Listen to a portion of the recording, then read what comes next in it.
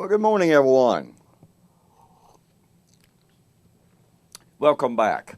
My name is Don K. Preston. I am the president of Preterist Research Institute of Ardmore, Oklahoma. This is what I call my morning musings. We're currently doing a thematic study, a topical study of the book of Zechariah. Last couple of segments, we've been talking about Zechariah chapter 12, verse 10 through 12, and its and how it's used in the New Testament. How Jesus and John in Revelation 1:7, interpret and apply these verses. Well, in chapter 13, in the last segment I mentioned to you that we would demonstrate that all of this is set within a first century context. Notice chapter 13. In that day. Now, as we will see as we progress throughout our study of Zechariah, the term in that day is an incredibly significant marker for us because it limits the predictions that we are examining to the first century. You cannot take these prophecies outside of the first century because Zechariah over and over says, in that day, and repeatedly, those events are very clearly events that happened in the first century. Now, the term in that day is not referring to one 24-hour day. But the point of fact is, it is referring to a one generational period of time. You cannot extrapolate that time century after century after century. Watch this. Zechariah 13, 1 and following. In that day. Now, what day is this? It's the time of mourning that Zechariah 12, 10 to 13 and 14 spoke about, the time of mourning for a newborn or firstborn. In that day, a fountain shall be opened for the house of David, for the inhabitants of Jerusalem, for sin and for uncleanness. It shall be in that day, says the Lord of hosts, that I will cut off the names of the idols from the land. They shall no longer be remembered. I will also cause the prophets and the unclean spirit to depart from the land.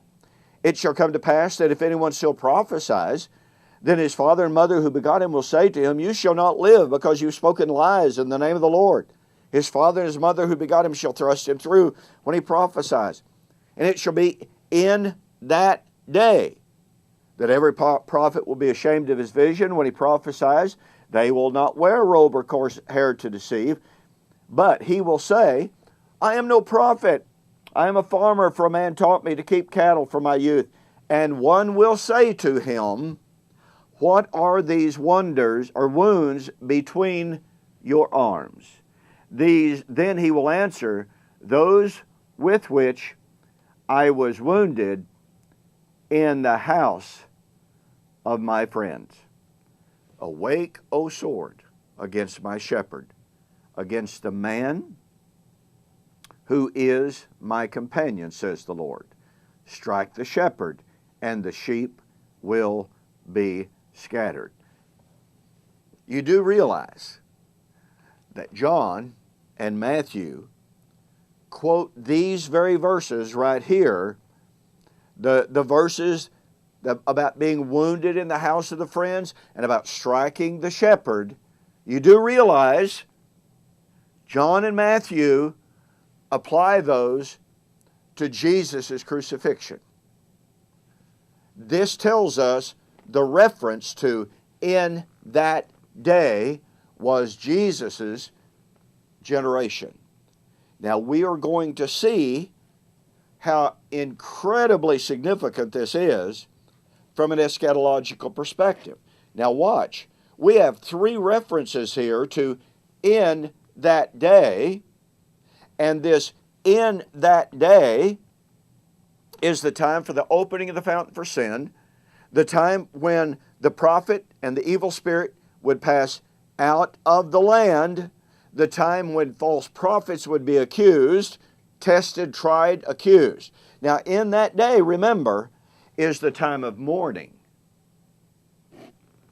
when they would look upon him whom they pierced. Well, if in that day is applied by Matthew and John to Jesus' crucifixion, Jesus' betrayal by Judas, then in that day, since it is the time of mourning when they would look upon him whom they pierced, cannot be our day or a future day.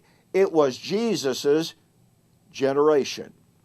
The term in that day refers to the time when they would look on him whom they mourned, but the term in that day is the time when Jesus shed his blood for the cleansing of sin. And it's the time in that day when Jesus was betrayed and slain.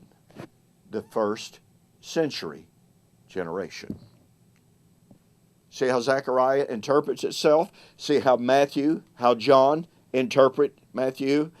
Don't forget, folks, I have so much on Zechariah in my book, Who is This Babylon? And how Revelation draws repeatedly from Zechariah. Go to my website, www.eschatology.org, BibleProphecy.com. Order Who is This Babylon? Say that you mentioned, or that you saw the offer on YouTube or Facebook. You will not be charged shipping. Thanks again for joining me. Hey, I hope you have a fantastic weekend. God bless. Lord willing, I'll see you on Monday.